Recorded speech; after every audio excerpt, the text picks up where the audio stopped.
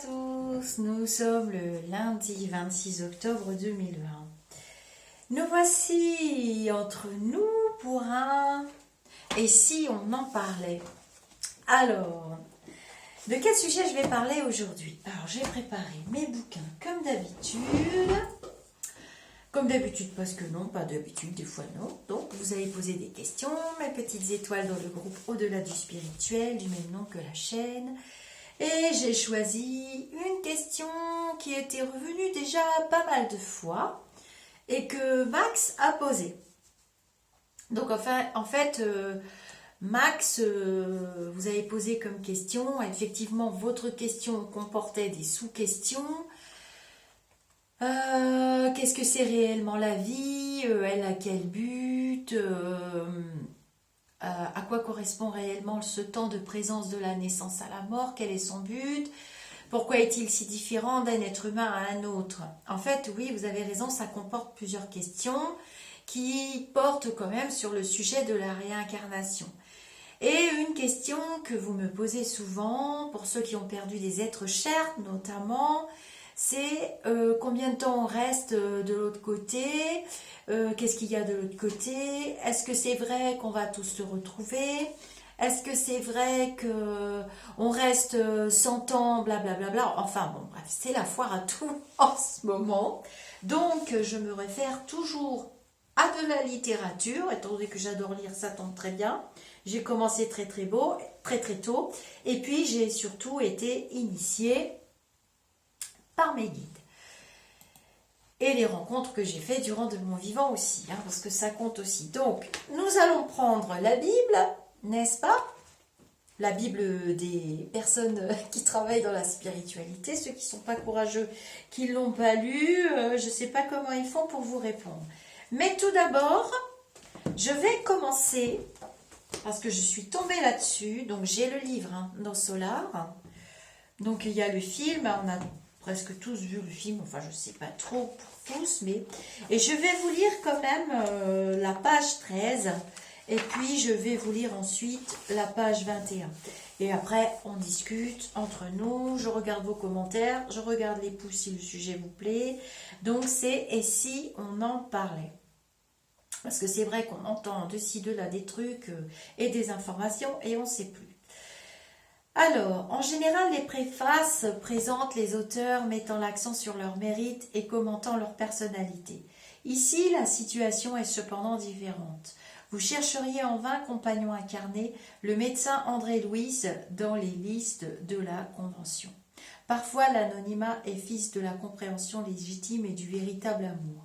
Pour racheter le passé scabreux, les barèmes de la nomenclature usuelle appliquée à la réincarnation changent. L'oubli temporaire fonctionne comme une bénédiction de la divinité, de la divine miséricorde. André a aussi eu besoin de tirer le rideau sur lui-même. C'est pour cela que nous ne pouvons présenter le médecin terrestre et auteur humain, mais le nouvel ami et frère en éternité.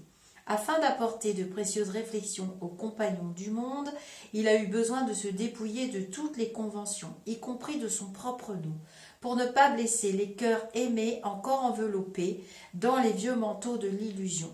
Ceux qui cueillent les épines mûres ne doivent pas offenser ceux qui plantent au loin, ni perturber les pousses vertes encore des fleurs. Nous reconnaissons que ce livre n'est pas unique. D'autres entités ont déjà commenté les conditions de vie outre-tombe. Cependant, il y a longtemps que nous désirons apporter dans notre cercle spirituel quelqu'un qui puisse transmettre à d'autres la valeur de son expérience avec tous les détails possibles pour la juste compréhension de l'ordre qui préside à l'effort des désincarnés travailleurs et bien intentionnés dans les sphères invisibles au regard humain, bien qu'intimement liés à la planète. De nombreux amis souriront certainement face à certains passages des récits. Toutefois, l'inhabituel a de tout temps causé. Qui n'a pas souri sur Terre? Il y a quelques années de cela, quand on nous parlait d'aviation, d'électricité ou de radiophonie. La surprise, la perplexité et le doute sont de tous les apprentis qui ne sont pas encore passés par la leçon. Cela est plus que naturel et hautement justifié.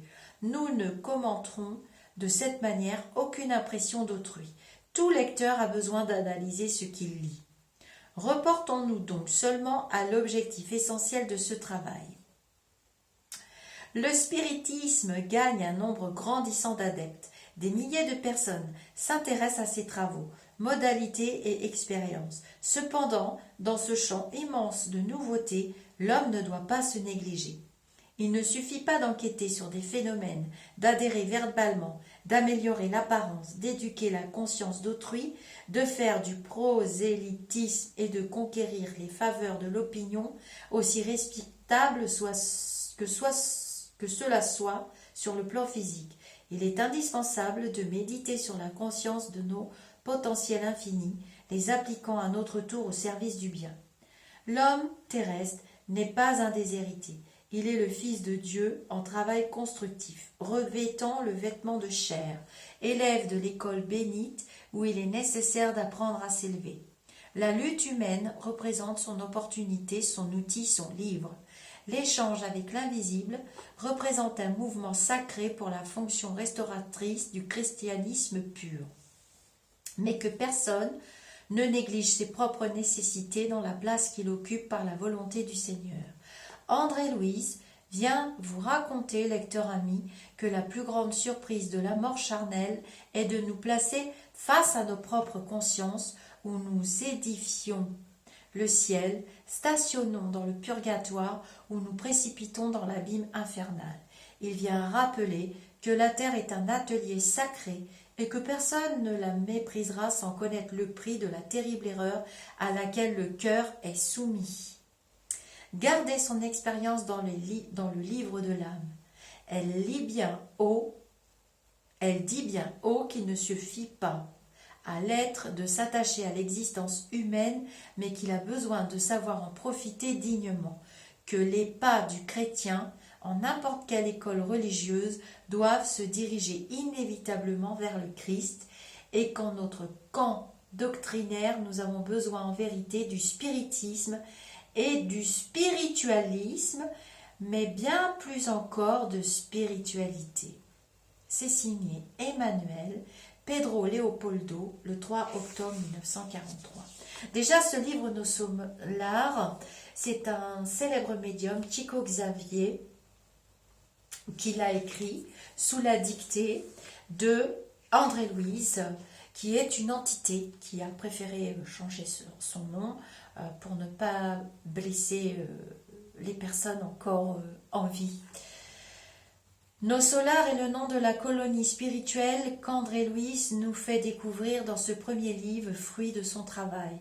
Au cours d'un récit vibrant, l'auteur nous transmet ses observations et ses découvertes sur la vie dans le monde spirituel, à la manière d'un reporter qui relate ses propres expériences.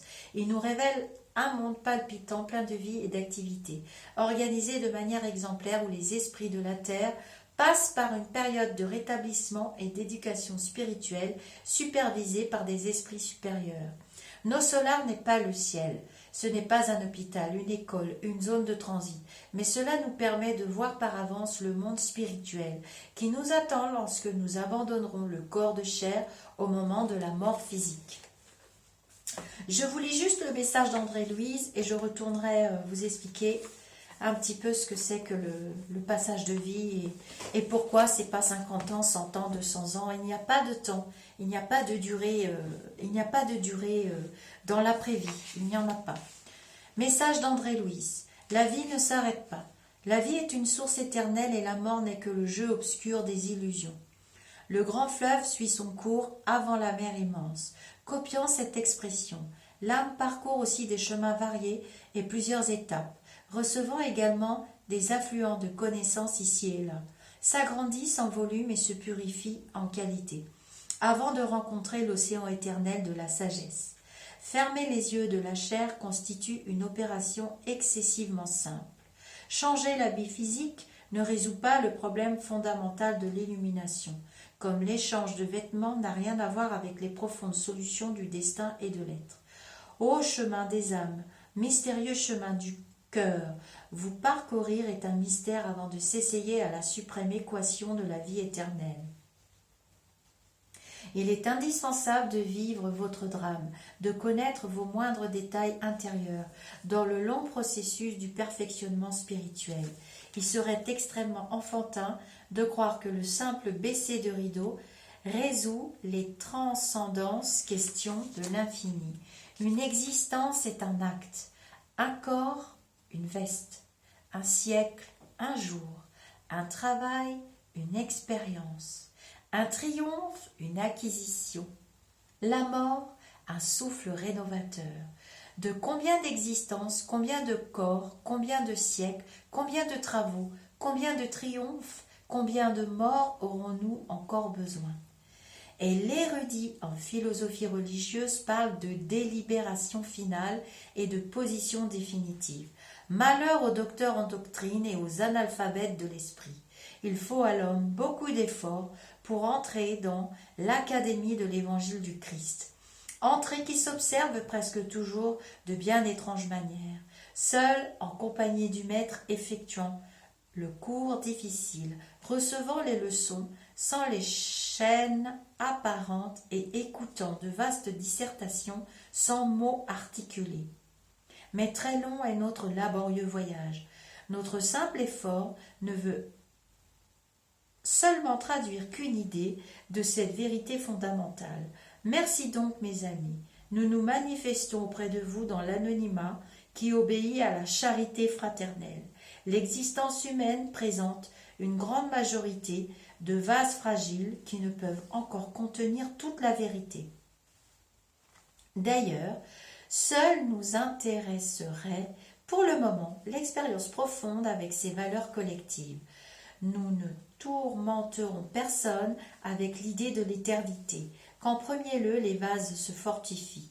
Nous ne fournirons que quelques courtes nouvelles à l'esprit assoiffé de nos frères sur le sentier de la réalisation spirituelle, et qu'ils comprennent avec nous que l'esprit souffle où il veut. Et maintenant, amis, qui se taisent, mes remerciements sur le papier, me recueillant dans le grand silence de la sympathie et de la gratitude, attraction et reconnaissance, amour et jubilation habitent l'âme. Sachez que je garderai à votre intention de telles valeurs avec moi dans le sanctuaire de mon cœur. Que le Seigneur nous bénisse. André-Louise. Voilà. Ça, c'est la préface du livre. Et donc, je vais retourner à mon sujet, qui est dans le livre des esprits, chapitre 2, incarnation des esprits. Je ne vais pas tout vous lire, je vais juste vous expliquer moi-même après. Quel est le but de l'incarnation des esprits? Nous, en l'occurrence, puisque notre corps est un vêtement, un simple habit. On retrouve cette notion dans la préface du livre de Chico Xavier No Solar, et on le retrouve dans le livre des esprits, dans le livre des médiums et dans quantité de livres écrits sous l'inspiration des esprits désincarnés. Quel est le but de l'incarnation des esprits? Dieu, la valeur impose, Dieu, Dieu. Alors, vous mettez Dieu, la source ou qui vous voulez. Dieu la leur impose dans le but de les faire arriver à la perfection pour les uns. C'est une expiation pour d'autres. C'est une mission. Mais pour arriver à cette perfection, ils doivent subir toutes les vicissitudes de l'existence corporelle. C'est là qu'est l'expiation. L'incarnation a aussi un autre but, c'est de mettre l'esprit à même de supporter sa part dans l'œuvre de la création. C'est pour l'accomplir que dans chaque monde, il prend un appareil en harmonie avec la matière essentielle de ce monde pour y exécuter, à ce point de vue, les ordres de Dieu, la source, etc. De telle sorte que tout en concurrent à l'œuvre générale, il avance lui-même. L'action des êtres corporels est nécessaire à la marche de l'univers. Mais Dieu, la source, dans sa sagesse, a voulu que dans cette action même, il trouvasse un moyen de progresser et de se rapprocher de lui. C'est ainsi que, par une loi admirable de sa providence, tout s'enchaîne, tout est solidaire dans la nature. Les esprits qui, dès le principe, ont suivi la route du bien, ont-ils besoin de l'incarnation? Tous sont créés simples et ignorants. Ils s'instruisent dans les luttes et les tribulations de la vie corporelle. Dieu, la source, qui est juste, ne pouvait faire les uns heureux sans peine et sans travail, et par conséquent sans mérite. Mais alors, à quoi sert aux esprits d'avoir suivi la route du bien, si cela ne les exempte pas des peines de la vie corporelle? Ils arrivent plus vite au but. Et puis, les peines de la vie sont souvent la conséquence de l'imperfection de l'esprit lui-même. Moins il a d'imperfection, moins il a de tourments. Celui qui n'est ni envieux, ni jaloux, ni avare, ni ambitieux, n'aura pas les tourments qui naissent de ses défauts. De l'âme. Qu'est-ce que l'âme? Un esprit incarné. Qui était l'âme avant de s'unir au corps? L'esprit. Les âmes et les esprits sont donc identiquement la même chose. Oui, les âmes ne sont que les esprits. Avant de s'unir au corps, l'âme est un des êtres intelligents qui peuplent le monde invisible et qui revêtent temporairement une enveloppe charnelle pour se purifier et s'éclairer. Y a-t-il dans l'homme autre chose que l'âme et le corps? Réponse. Il y a le lien qui unit l'âme au corps. Quelle est la nature de ce lien? Semi-matériel, c'est-à-dire intermédiaire entre l'esprit et le corps. Et il le faut bien pour qu'ils puissent communiquer l'un avec l'autre. C'est par ce lien que l'esprit agit sur la matière, et réciproquement. L'homme est ainsi formé de 3 parties essentielles. Le corps, numéro 1, ou être matériel analogue aux animaux et animé par le même principe vital. C'est ce que je vous ai expliqué dans les vidéos sur les animaux. On appelle ça aussi une essence de vie. Essence, du mot essence. Petit 2. L'âme, l'esprit incarné dont le corps est l'habitation. Petit 3. Le principe intermédiaire ou périsprite, substance semi-matérielle qui sert de première enveloppe à l'esprit et unit l'âme et le corps. Tels sont, dans un fruit, le germe, le périsperme et la coquille. L'âme est-elle indépendante du principe vital? Le corps n'est que l'enveloppe, nous le répétons sans cesse. Le corps peut-il exister sans l'âme? Oui, et pourtant, dès que le corps cesse de vivre, l'âme le quitte.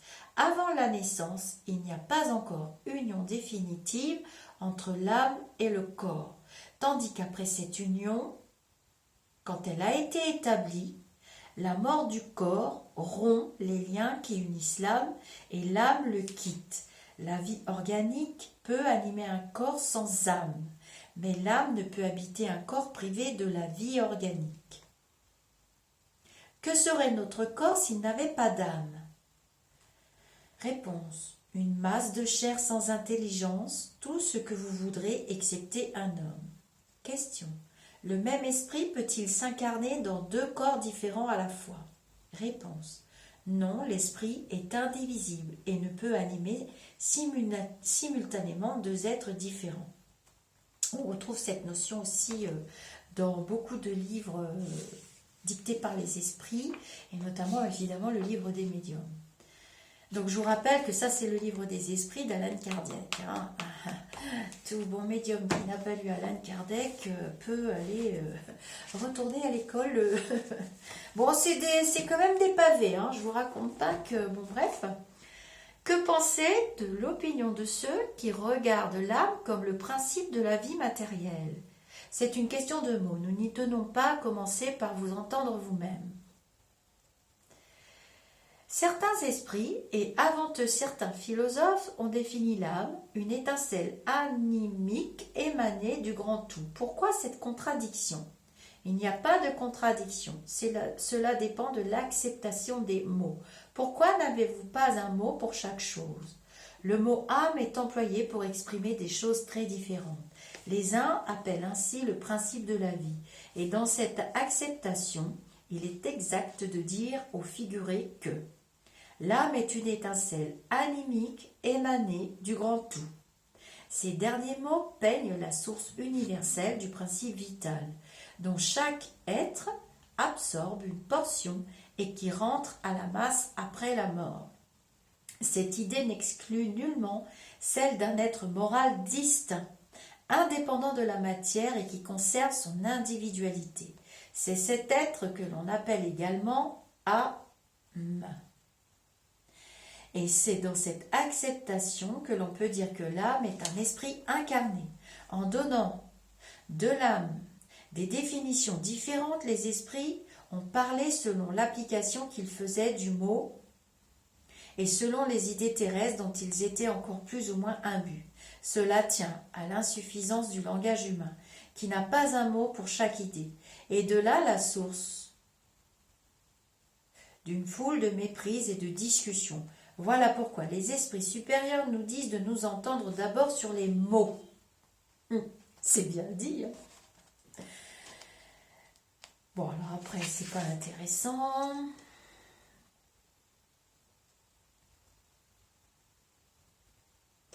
Alors, donc, j'essaye de vous trouver. Donc là, il parle de l'unité, matérialisme. Pourquoi les anatomistes, voilà. Alors, l'âme a-t-elle un siège déterminé et circonscrit dans le corps? Non, mais elle est plus particulièrement dans la tête chez les grands génies, chez tous ceux qui pensent beaucoup, et dans le cœur chez ceux qui sentent beaucoup et dont les actions se rapportent à toute l'humanité. Que penser de l'opinion de ceux qui placent l'âme dans un centre vital, c'est-à-dire que l'esprit habite plutôt cette partie de votre organisation, puisque c'est là qu'aboutissent toutes les sensations. Ceux qui la placent dans ce qu'ils considèrent comme le centre de la vitalité la confondent avec le fluide principe vital, de l'énergie de vie. Bon, on vous parle maintenant New Age, des chakras, on vous parle de tout ça, et c'est ce qu'ils sont en train de dire dans le livre qui date quand même de 1800 et quelques.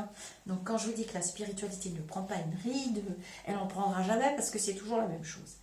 Elle n'a toujours pas détecter comment on donnait la vie, à part mécaniquement, comme ils le disent là, à un corps sans vie. On peut avoir un corps, former un fœtus si vous voulez, mais encore faut-il que le principe de vie vienne à l'intérieur de lui. Et donc, ceci dit pour résumer, qu'un esprit veuille bien s'y incarner. Toutefois, on peut dire que le siège de l'âme est plus particulièrement dans les organes qui servent aux manifestations intellectuelles et morales. Ça, c'est plutôt pas mal. Donc, pour vous résumer, voilà. L'esprit retrouve-t-il immédiatement ceux qu'il a connus sur Terre et qui sont morts avant lui?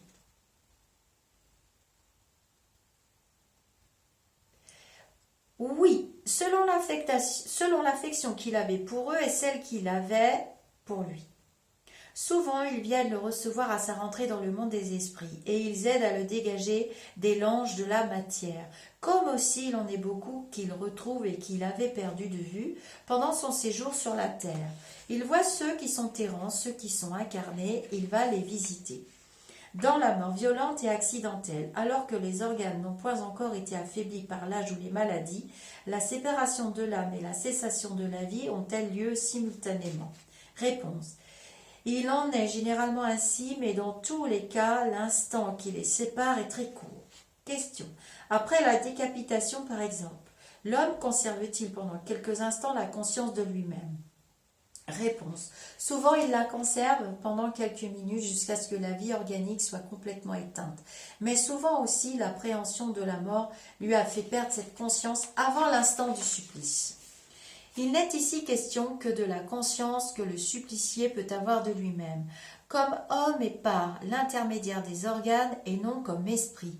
S'il n'a pas perdu cette conscience avant le supplice, il peut donc la conserver quelques instants, mais qui sont de très courte durée, et elle cesse nécessairement avec la vie organique du cerveau, ce qui n'implique pas pour cela que le périsprit soit entièrement dégagé du corps. Au contraire, dans tous les cas, la mort violente, quand elle n'est pas amenée par l'extinction graduelle des forces vitales, les liens qui unissent le corps au périsprit sont plus tenaces et le dégagement complet est plus lent. Voilà. Trouble spirit. L'âme, en quittant le corps, a-t-elle immédiatement conscience d'elle-même? Conscience immédiate n'est pas le mot. Elle est quelque temps dans le trouble. Ça, j'avais expliqué dans d'autres vidéos que souvent, quand on passe de l'autre côté, on est comme ivre. On est comme ivre dans notre état terrestre. On essaye, nous, médiums, de vous trouver des métaphores pour que vous puissiez comprendre. Et surtout dans la mort violente, il y a souvent un temps, moi j'ai croisé parfois des défunts de mort violente, et il y a un temps de stupéfaction, d'incompréhension, de je ne sais pas ce qui m'arrive, je ne sais pas si je suis vivant, je suis mort. Je les appelle les entre-deux. Je les appelle pas les petits lumineux. Et quelquefois, ils peuvent rester vraiment un certain temps. Hein. Ils peuvent rester un certain temps. Après, tout dépend de la lourdeur des vibrations qui les entourent au niveau familial et terrestre. C'est toujours une histoire de vibration aussi. Tous les esprits éprouvent-ils au même degré et pendant la même durée le trouble qui suit la séparation de l'âme et du corps? Réponse. Non, cela dépend de leur révélation. Celui qui est déjà purifié se reconnaît presque immédiatement parce qu'il s'est déjà dégagé de la matière pendant la vie du corps. Tandis que l'homme charnel, celui dont la conscience n'est pas pure, conserve bien plus longtemps l'impression de cette matière. C'est pour ça qu'on vous explique aussi que, bon, par exemple pour l'écriture automatique et tout, on peut croiser des esprits désincarnés, mais qui sont encore dans la matière et dans la matérialité, et vous n'aurez pas de très bonne communication avec eux parce que c'est des esprits farceurs, joueurs, enfin c'est pas très intéressant. Question. La connaissance du spiritisme exerce-t-elle une influence sur la durée plus ou moins longue d'un trouble? Réponse. Une influence très grande, puisque l'esprit comprenait d'avance sa situation, mais la pratique du bien et la conscience pure sont ce qui a le plus d'influence. Alors là, ils expliquent que au moment de la mort, tout est d'abord très confus, il faut à l'âme quelque temps pour se reconnaître, elle est comme étourdie et dans l'état d'un homme sortant d'un profond sommeil. C'est ce que je vous explique. Et quelquefois, j'ai reconnu chez des défunts très fraîchement décédés des sensations d'ébriété qui, moi, me faisaient d'ailleurs tourner la tête. Voilà, la lucidité s'efface, l'influence de la matière dont elle vient de se dégager et que se dissipe l'espèce de brouillard qui obscurcit ses pensées. La durée du trouble qui suit la mort est très variable. Il peut être de quelques heures comme de plusieurs mois et même de plusieurs années. Ceux chez lesquels il est le moins long sont ceux qui sont identifiés de leur vivant avec leur état futur, parce qu'alors ils comprennent immédiatement leur position.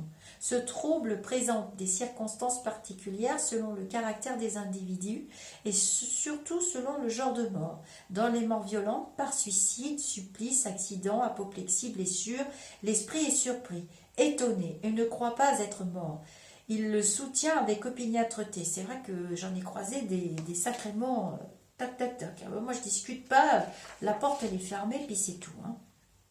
Et il ne comprend pas qu'il en soit séparé. Il va auprès des personnes qu'il affectionne, il leur parle et ne conçoit pas pourquoi elles ne l'entendent pas. Cette illusion dure jusqu'à l'entier, dégagement du périsprit.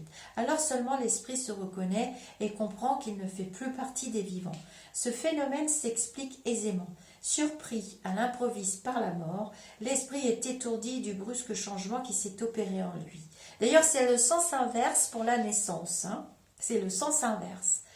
L'esprit qui va s'incarner est formaté petit à petit tout au long de la grossesse. Enfin, aux alentours du 4e, 5e mois de grossesse, il s'installe tranquillement dans le fœtus et ensuite il est formaté petit à petit jusqu'à la naissance, ce qui n'est pas le cas des médiums qui gardent leur connexion. Ce phénomène s'explique aisément. Voilà, surpris à l'improviste.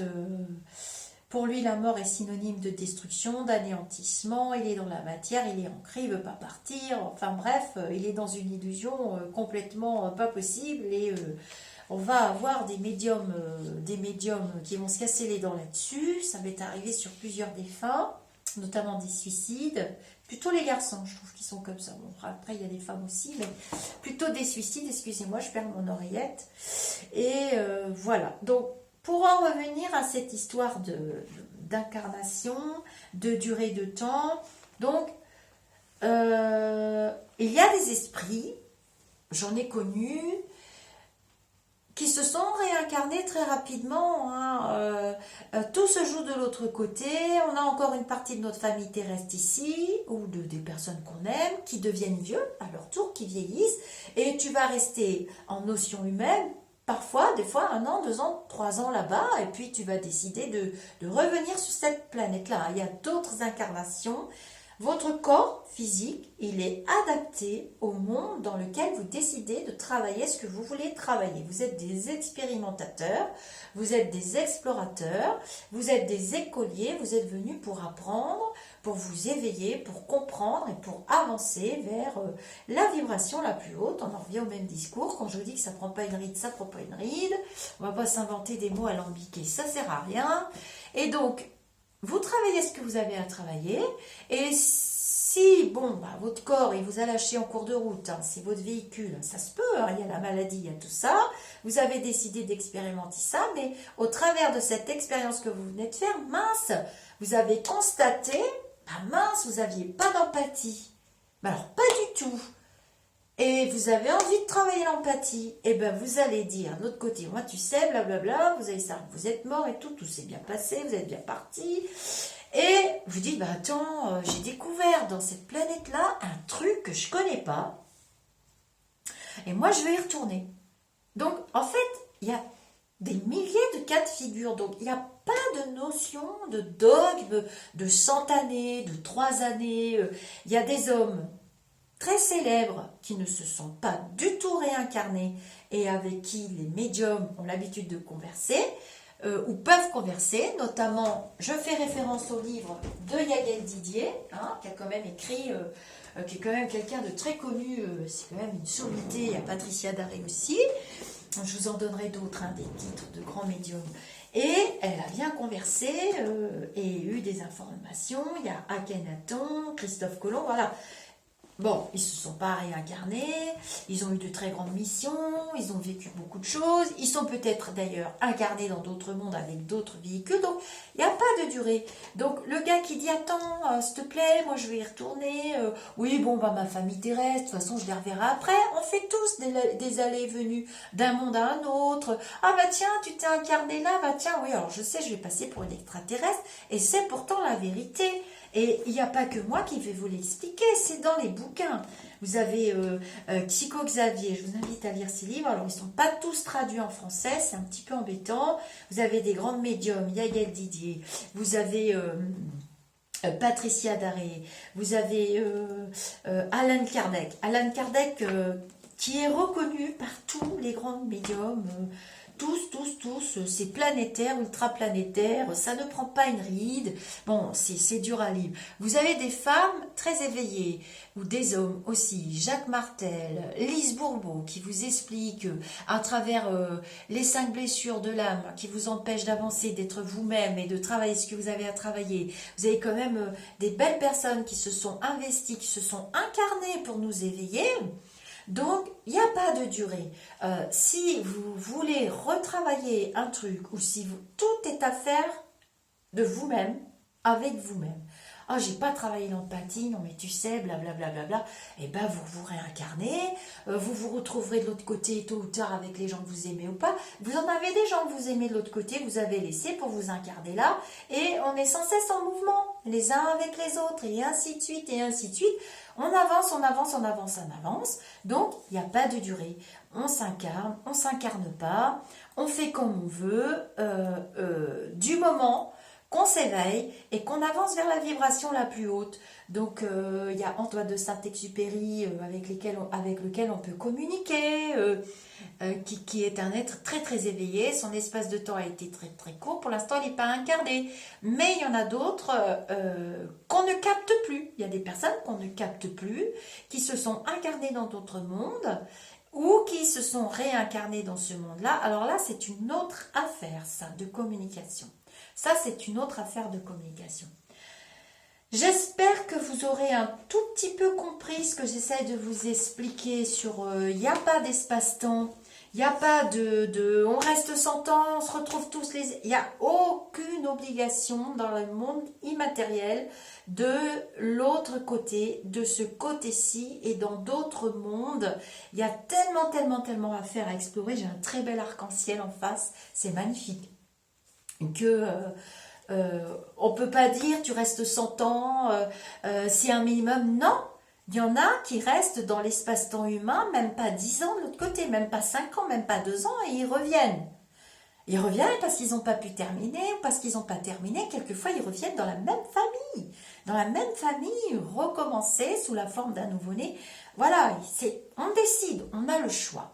Ce qui est bien, c'est qu'on a le choix. Et quand on a la tête dure et qu'on n'a rien compris et qu'on ne veut pas ouvrir les yeux et qu'on ne veut pas avancer, eh ben on revient, on recommence, on revient, on recommence. On peut recommencer 10, 15, 20, 30 fois. Il n'y a pas d'espace-temps. Il n'existe pas du tout, du tout, du tout, du tout. Et d'ailleurs, ceux qui sont là et qui se posent des questions sur la spiritualité et tout ça, j'ai envie de vous dire, il n'y a pas de hasard. Il y a bien des gens qui nous ont éclairés bien avant. J'ai pas inventé l'eau chaude, j'ai pas la science infuse, mais j'ai quand même reçu une petite initiation. Je vous la partage. Je partage des bouquins, on s'appuie dessus. Et si vous en avez d'autres d'ailleurs, bah, mettez-les aussi. Voilà, voilà. Je vais m'arrêter là pour ce... Et si on en parlait qui sera diffusé demain. Je vous dis namasté. Je lis vos commentaires, vous avez remarqué. Je réponds pas, ça dépend. Et puis, j'attends, si vous aimez, vous mettez un pouce. Et puis, pour ceux qui viennent d'arriver, vous vous abonnez. Comme ça, vous recevez la petite notification dans votre mail quand je poste une vidéo. J'en ai fait pas mal, là, des petites vidéos. Donc, je vais vous les poster.